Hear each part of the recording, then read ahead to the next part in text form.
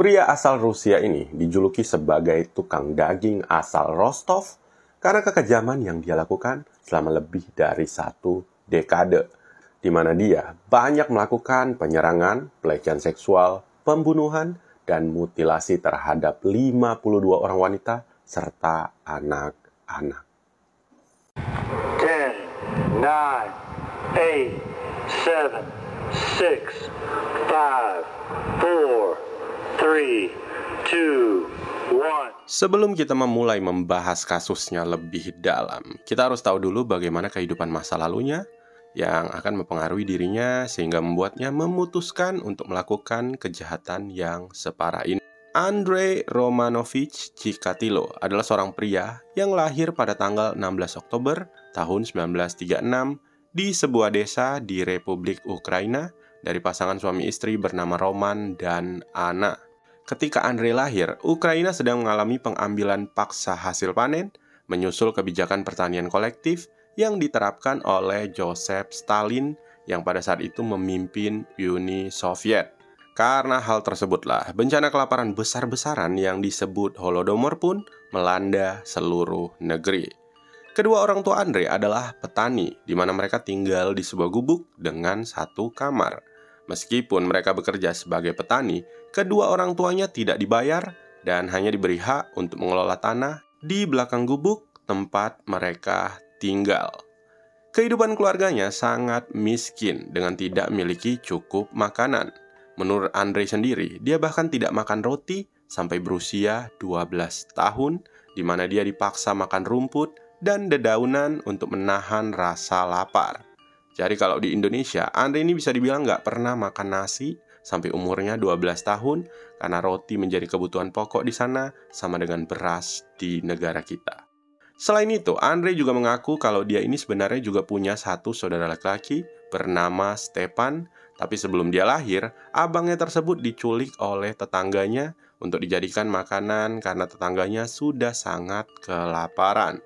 Namun sayangnya, cerita tentang Stepan ini masih belum bisa dipastikan kebenarannya, apakah dia benar-benar diculik dan dimakan, atau apakah Stepan ini benar-benar ada. Karena setelah beberapa jurnalis mendengar cerita tersebut, mereka dengan cepat mencoba mencari tahu tentang Stepan, tapi mereka tidak menemukan jejak apapun, baik di koran-koran maupun dari kesaksian para tetangga di sekitar lingkungannya. Selanjutnya, ketika Uni Soviet memasuki Perang Dunia Kedua, ayahnya dipanggil untuk menjadi tentara Soviet dan Andrei akan tinggal berdua dengan ibunya. Pada saat ayahnya berperang, Andrei akan tidur dengan ibunya di 1 tempat tidur yang sama. Tapi karena dia menderita nokturia kronis, Andrei sering mengompol ketika malam yang membuat ibunya marah dan bahkan menamparnya dengan sangat keras. Di masa ini, peperangan terjadi dengan sangat intens, di mana Andrei menyaksikan banyaknya pengeboman, kebakaran, dan juga baku tembak. Dia dan ibunya bahkan bersembunyi di bawah tanah dan parit ketika desanya menjadi target pengeboman terus-menerus. Peperangan terus terjadi dari tahun 1941 hingga 1944, di mana ayahnya diketahui mengalami banyak luka dan bahkan menjadi tawanan perang.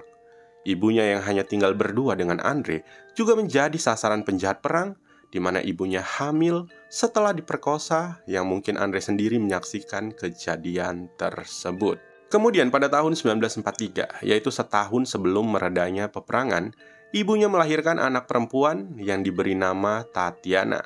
Dan sekarang, Andrei akan tinggal bersama ibu serta adik barunya. Pada bulan September tahun 1944, setelah peperangan mulai meredah, Andrei pun mulai memasuki masa sekolahnya.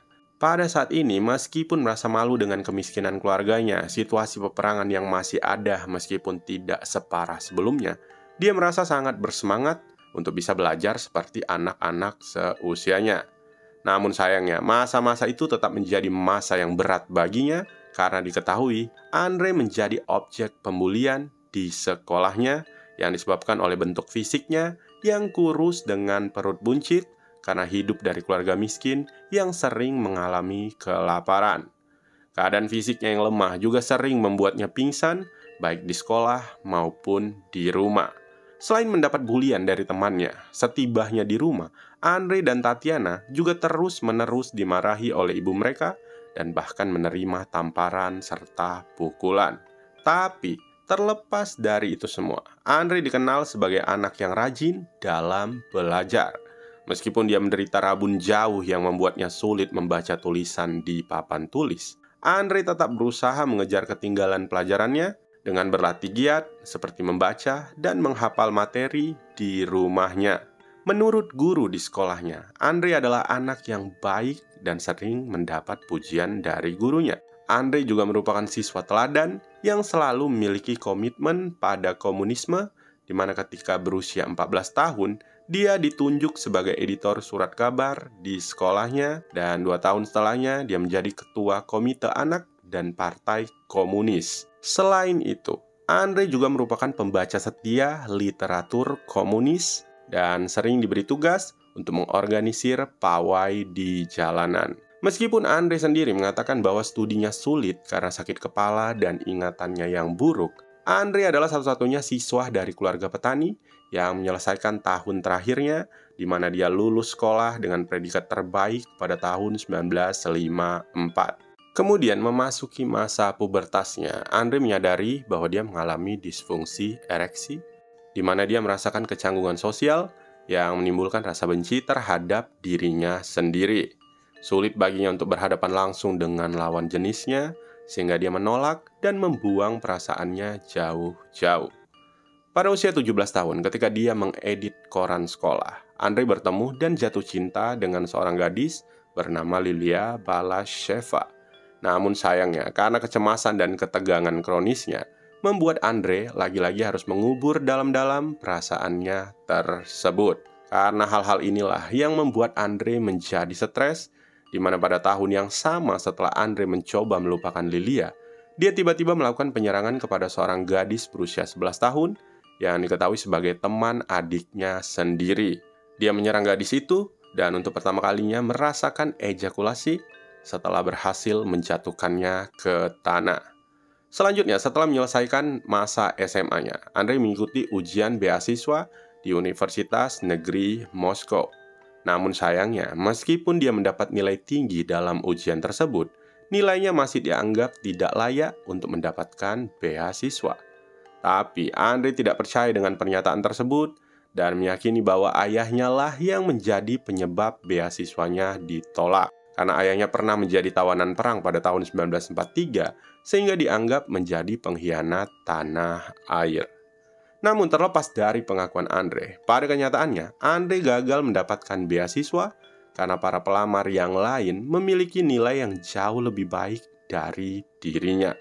Setelah gagal mendapatkan beasiswa di universitas tersebut, Andre tidak mencoba melanjutkan ke universitas lain dan memutuskan untuk pergi ke kota Kursk, di mana dia mulai bekerja sebagai buruh selama 3 bulan dan kemudian memutuskan untuk mendaftar ke sekolah teknik pada tahun 1955 dengan tujuan menjadi teknisi telekomunikasi. Pada masa-masa ini, Andre bertemu dengan seorang gadis yang berusia 2 tahun lebih muda darinya yang juga tinggal di Kursk dan memutuskan untuk menjalin hubungan serius dengannya.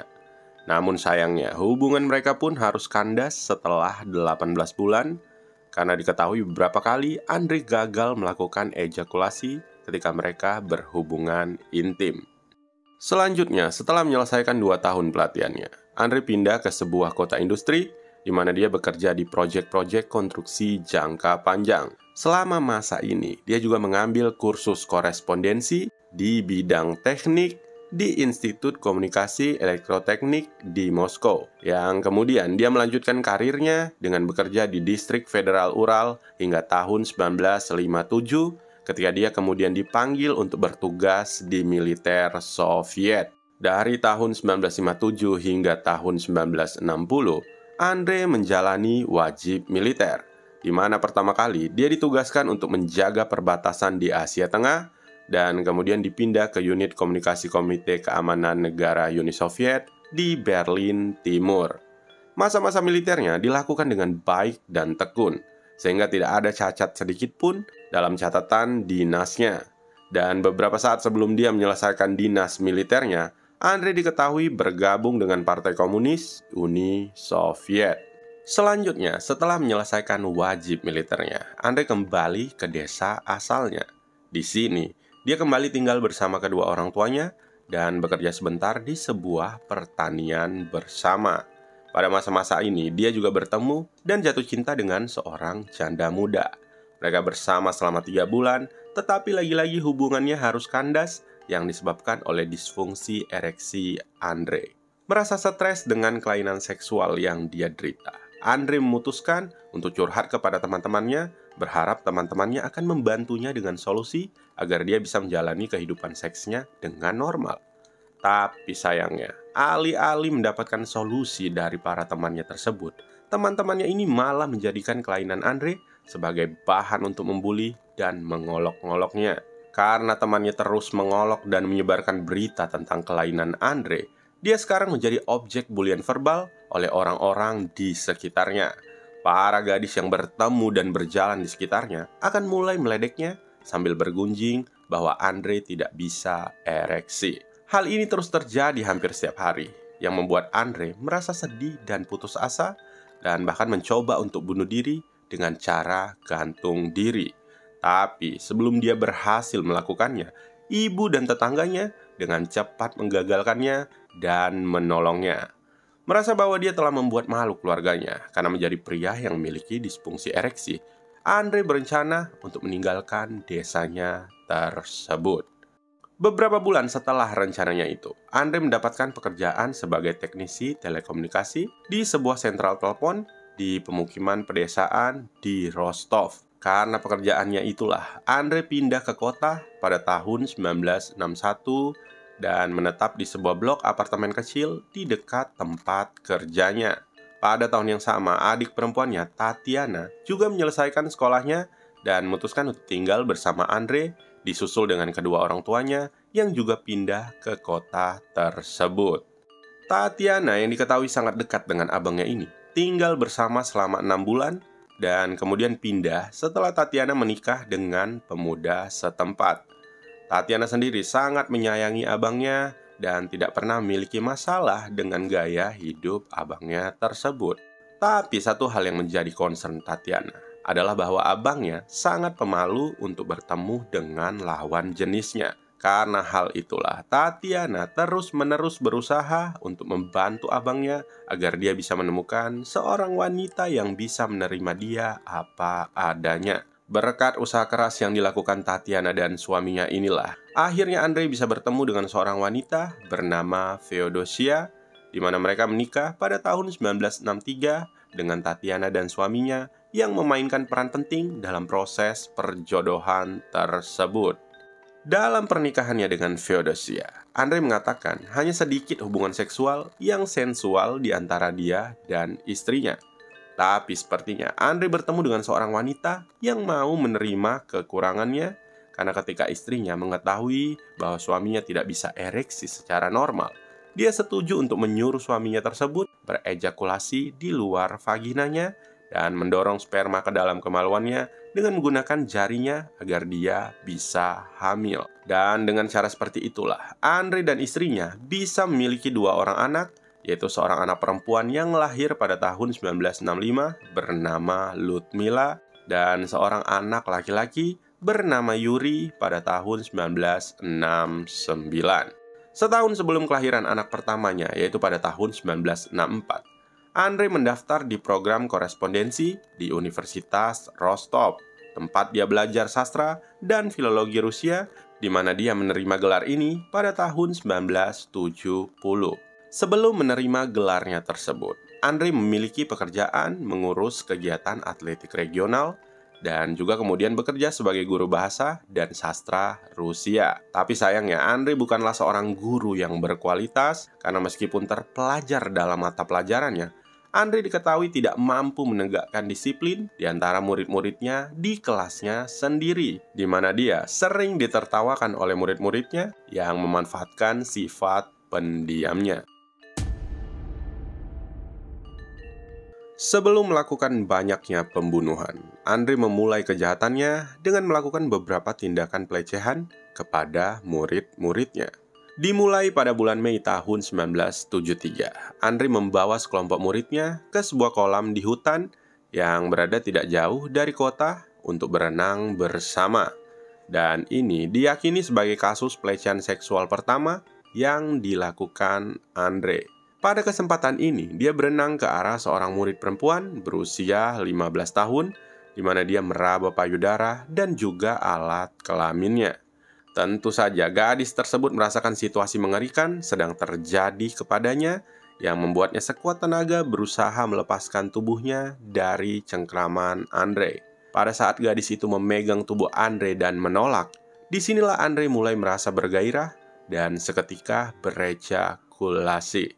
Beberapa bulan setelah itu, Andre kembali melakukan aksi bejatnya, di mana dia mengunci seorang gadis lain di ruang kelasnya, kemudian melakukan pelecehan seksual seperti meremas pantatnya, menyentuh bagian sensitifnya, dan bahkan menamparnya. Selain dua kasus pelecehan tersebut, seorang rekan guru yang juga mengajar di sekolah tersebut mengatakan pernah beberapa kali melihat dan bahkan memergoki Andre sedang melakukan masturbasi di depan murid-muridnya. Namun sayangnya, meskipun telah melakukan dua pelecehan dan tindakan tidak senonoh di sekolahnya, pihak sekolah tidak pernah menegur atau bahkan mendisiplinkannya. Oleh karena itu, tindakannya semakin menjadi-jadi, di mana dia mulai mengintip toilet perempuan ketika para murid tersebut sedang berganti pakaian. Dalam melancarkan aksinya, Andre membeli banyak permen karet yang akan dia bagikan kepada murid-muridnya untuk membentuk kepercayaan murid-murid tersebut kepadanya. Selain itu, tindakan bejatnya ini juga semakin mudah dia lakukan karena Andre memiliki tugas di sekolah tersebut, seperti memastikan para murid kembali ke asrama tepat waktu di malam hari.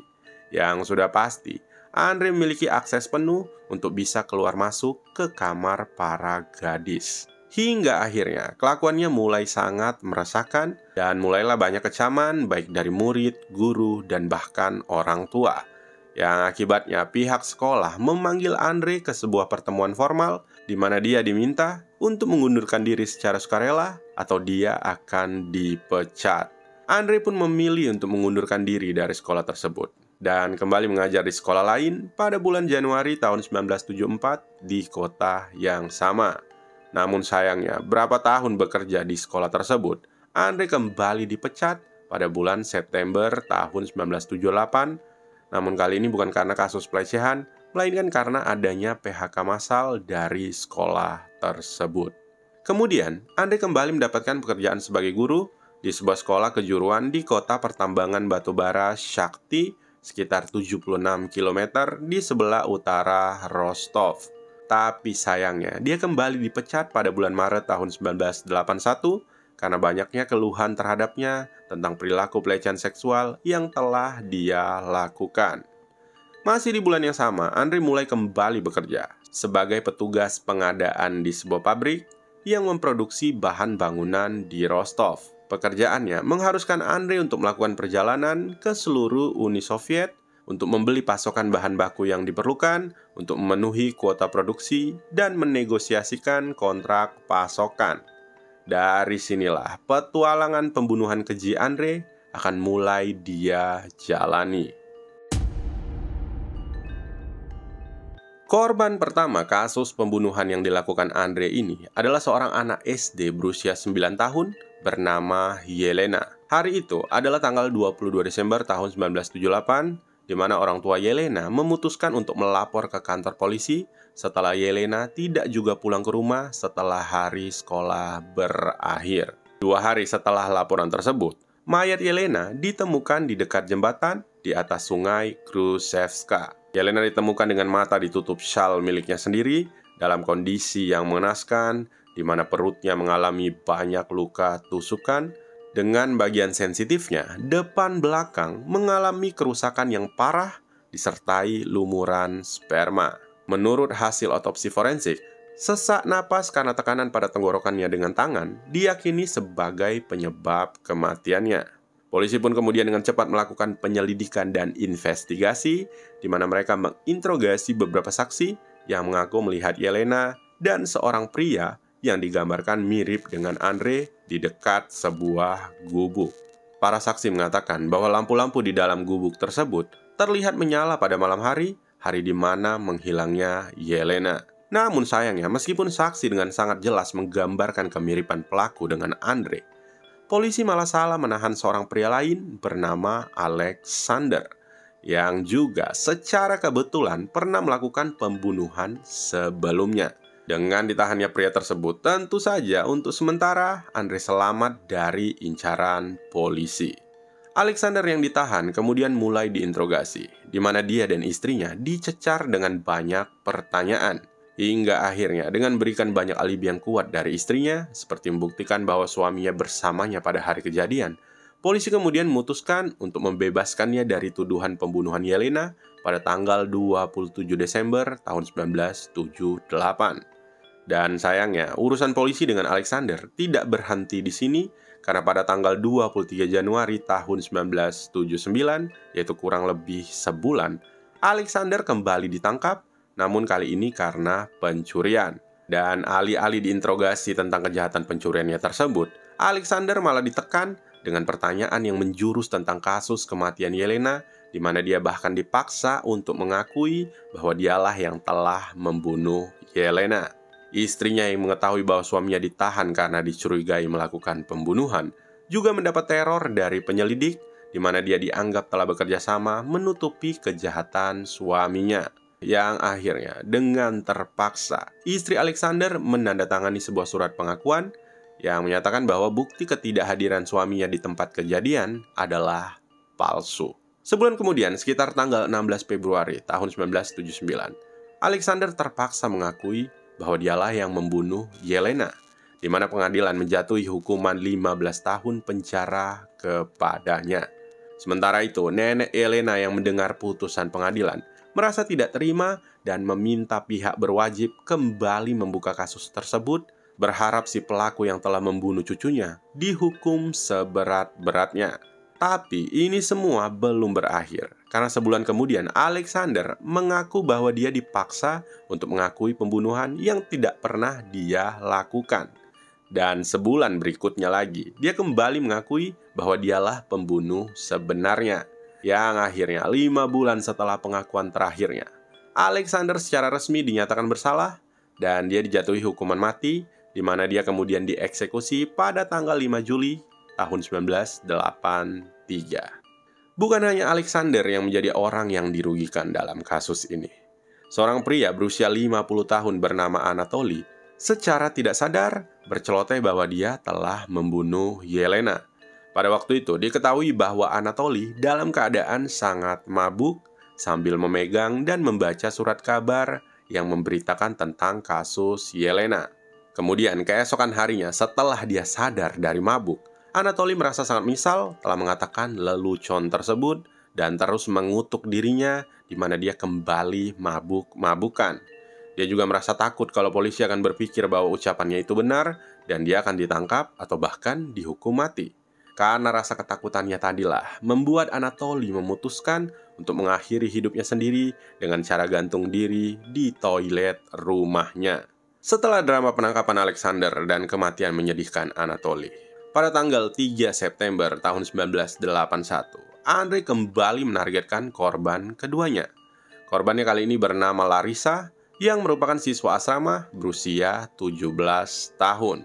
Menurut pengakuan Andre, hari itu dia mendekati Larissa yang sedang berdiri di halte bus, tepat di luar sebuah gedung perpustakaan umum di pusat Rostov. Larissa menerima ajakannya untuk minum vodka dan bersantai di dalam hutan dekat Sungai Don. Di sinilah beberapa saat memasuki kawasan perhutanan, Andre mulai menyergap Larissa yang membuat mereka berdua terjatuh ke tanah.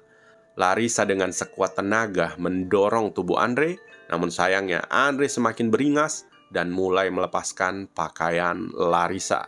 Andre mencoba memperkosanya, namun karena dia memiliki disfungsi seksual, Andre tidak bisa mencapai ereksi yang membuat Larissa mencoba mengejeknya. Kesal dengan ejekan Larissa, Andre mengambil lumpur yang ada di sekitar dan memasukkan ke dalam mulut Larissa agar dia tidak bisa berbicara atau bahkan berteriak. Dia kemudian melanjutkan menampar Larissa terus-menerus dan mencekiknya hingga Larissa mengalami kematian. Andre tidak memiliki pisau. Dia hanya menggunakan giginya sendiri dan sebuah tongkat sepanjang 1,8 meter untuk melukai seluruh tubuh Larissa. Dengan kejam, dia memasukkan ranting pohon ke dalam kemaluan Larissa, menggigit salah satu puting Larissa dengan giginya sendiri, dan menutup mayat Larissa dengan daun ranting pohon serta sobekan koran, yang dimana mayatnya tersebut ditemukan sehari setelah kematiannya. Namun sayangnya, kasus Larissa ini nantinya akan dibatalkan oleh Mahkamah Agung dengan alasan tidak cukup bukti. Selanjutnya, setelah melakukan pembunuhan terhadap Larissa, tidak ada pembunuhan lain yang tercatat dilakukan oleh Andre selama berbulan-bulan. Hingga pada tanggal 12 Juni tahun 1982, yaitu kurang dari setahun setelah kasus Larissa, Andre mendapat korban berikutnya ketika dia sedang berbelanja. Hari itu dikatakan bahwa Andre pergi berbelanja di sebuah distrik di mana dia beberapa kali berganti bus. Namun karena bus yang dia tumpangi mogok, Andre memutuskan untuk berjalan kaki. Ketika berjalan menjauh dari halte bus, dia bertemu dengan seorang gadis berusia 13 tahun bernama Lyubov. Lyubov diketahui sedang dalam perjalanan pulang ke rumahnya setelah pergi berbelanja. Mereka kemudian berjalan bersama sejauh beberapa kilometer sebelum langkah mereka membawa mereka ke semak-semak jauh dari pandangan para saksi mata. Begitu tidak terlihat, Andre menerkam Lyubov, menyeret tubuhnya ke semak-semak, melucuti pakaiannya, dan menikam serta memutilasinya sambil melakukan gerakan-gerakan yang mengarah ke arah seksual. 2 minggu kemudian, mayat Lyubov pun ditemukan dengan keadaan yang mengenaskan. Dijelaskan bahwa Lyubov menerima 22 luka tusukan, masing-masing di kepala, leher, dada, dan panggulnya. Luka lurik juga ditemukan di rongga matanya. Selain itu, luka-luka juga ditemukan di tenggorokannya yang menyeratkan bahwa si pelaku menyerang korban dari belakang dengan menggunakan gagang dan mata pisau. Setelah kekejamannya kepada Lyubov, Andre benar-benar tidak bisa mengendalikan hasrat membunuhnya. Yang dimana antara bulan Juli hingga September tahun 1982, dia kembali melakukan pembunuhan kepada 5 orang lainnya yang berusia antara 9 tahun hingga 18 tahun. Dalam melancarkan aksinya, Andre menggunakan modus operandi seperti mendekati dan menyapa anak-anak, remaja atau anak di bawah umur yang kabur dari rumah maupun orang-orang jalanan yang berkeliaran di sekitar halte bus ataupun stasiun kereta api. Dia memancing targetnya ke hutan terdekat atau daerah terpencil, yang kemudian dia akan memukul, mencekik, menikam, memukuli mereka hingga tewas, dan akhirnya memutilasi tubuh para korbannya. Banyak mayat korban serangan Andre menunjukkan jejak kerusakan pada rongga mata mereka, yang dimana ahli patologi forensik menentukan bahwa ini adalah luka pisau, dan para penyelidik menyimpulkan bahwa pelaku telah mencungkil kedua mata korbannya. Kebanyakan dari korban wanita dewasanya adalah PSK ataupun orang jalanan yang dia pikat ke tempat-tempat terpencil dengan iming-iming uang ataupun alkohol. Selanjutnya, ketika dia tidak mampu mencapai ereksi ketika melecehkan atau berhubungan seks dengan korbannya, para korban tersebut akan mulai menertawakan dan juga meledeknya. Akibatnya, dia merasa sangat marah dan mulai memukuli serta menikam mereka hingga tewas, yang dimana pada saat inilah dia bisa merasakan klimaks. Di antara para korban Andre, ada juga anak-anak dan anak di bawah umur, di mana mereka berasal dari berbagai jenis kelamin. Andre menggunakan berbagai macam trik untuk bisa mendekati dan membawa mereka ke tempat terpencil. Biasanya, Andre akan menjanjikan bantuan kepada mereka, seperti menawarkan bantuan untuk menunjukkan jalan pintas, atau mengatur kesempatan untuk berhubungan dengan menunjukkan film, perangko, koin langka, ataupun makanan. Setelah dia berhasil membawa korbannya ke tempat terpencil, disitulah dia akan mulai menerkam korbannya tersebut.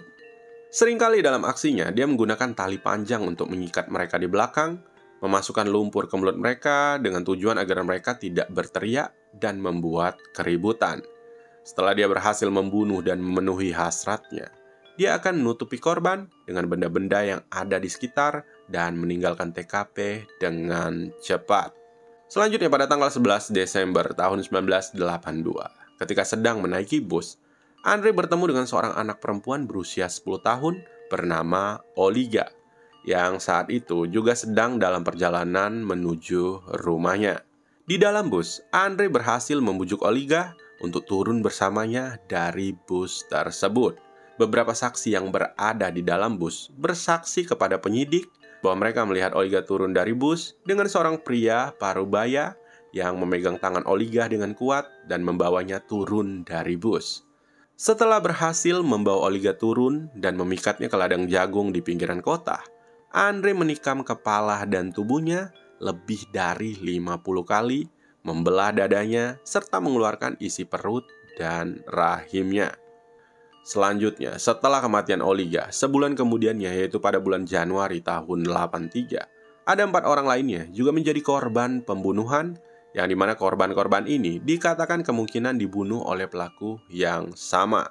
Karena dari investigasi yang dilakukan polisi, ada banyak kesamaan luka atau jejak yang ditinggalkan si pelaku kepada tubuh korban-korban tersebut. Sementara itu, mayat Olga ditemukan sebulan setelah penemuan 4 korban ini. Dan sayangnya, meskipun banyak kesamaan antara mayat Olga dengan korban lain, kasus pembunuhan Olga nantinya juga akan dibatalkan oleh Mahkamah Agung dengan alasan tidak cukup bukti.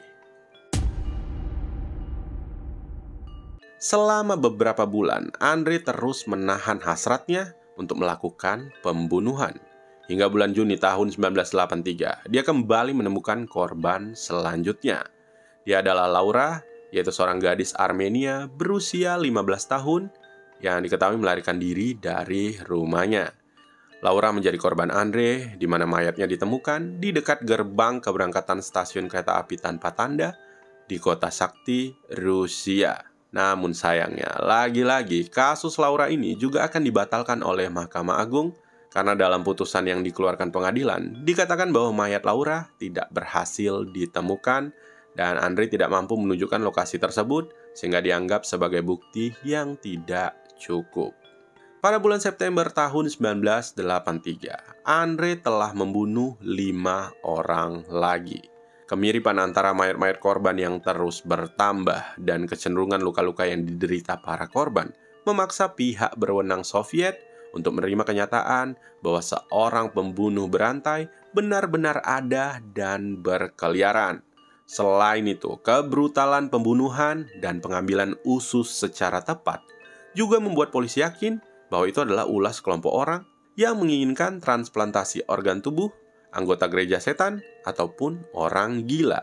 Setelah memperkuat keyakinan mereka bahwa para pelaku pasti orang gila, homoseksual, ataupun pedofil, polisi kemudian memeriksa alibi mereka yang pernah mendekam di rumah sakit jiwa dan mereka yang dihukum karena homoseksualitas atau pedofilia dengan memeriksa unit penyimpanan dokumen kardus. Para pelaku kejahatan seksual yang namanya telah didaftarkan juga diperiksa dan mereka yang alibinya telah dikonfirmasi tidak diikutsertakan dalam investigasi. Pada awal September tahun 1983, beberapa pemuda mengaku melakukan pembunuhan, tetapi mereka semua memiliki gangguan jiwa dan mengakui kejahatan tersebut setelah diinterogasi dalam waktu yang lama dan dengan cara yang kasar. Metode intimidasi yang digunakan oleh para penyelidik mengakibatkan seorang pelaku kejahatan seksual dan 3 orang homoseksual bunuh diri. Sebagai hasil dari investigasi, lebih dari 1.000 kejahatan yang tidak terkait berhasil dipecahkan, termasuk 95 pembunuhan, 140 penganiayaan berat, dan 245 pemerkosaan. Meskipun polisi mendapatkan pengakuan dengan penemuan mayat-mayat yang terus berlanjut, sayangnya ini membuktikan bahwa tidak ada satupun dari mereka yang mengaku sebagai pelaku. Selanjutnya pada tanggal 30 Oktober tahun 1983, seorang PSK berusia 19 tahun bernama Vera ditemukan tewas dengan kondisi ususnya yang telah dibuang. Menurut ahli forensik, Vera diyakini terbunuh sekitar 3 hari sebelum mayatnya ditemukan. Dan Vera ditemukan dengan tubuhnya yang mengalami kerusakan sangat parah. Tapi ini sedikit berbeda dari korban-korban Andre sebelumnya, karena diketahui bahwa bola mata Vera tidak dicongkel seperti korban yang lain.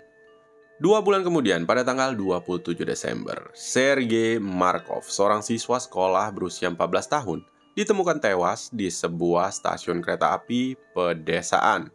Kondisinya yang mengenaskan, ditemukan dengan buah zakarnya yang telah dipotong, lebih dari 70 luka di leher dan tubuh bagian atas, serta ususnya terburai. Sekitar bulan Januari hingga bulan Februari tahun 84, Andrei telah membunuh 2 perempuan di sebuah taman di Rostov. Selanjutnya pada tanggal 24 Maret tahun 84, Andrei mendekati seorang bocah laki-laki berusia 10 tahun bernama Dimitri di sebuah kios perangko.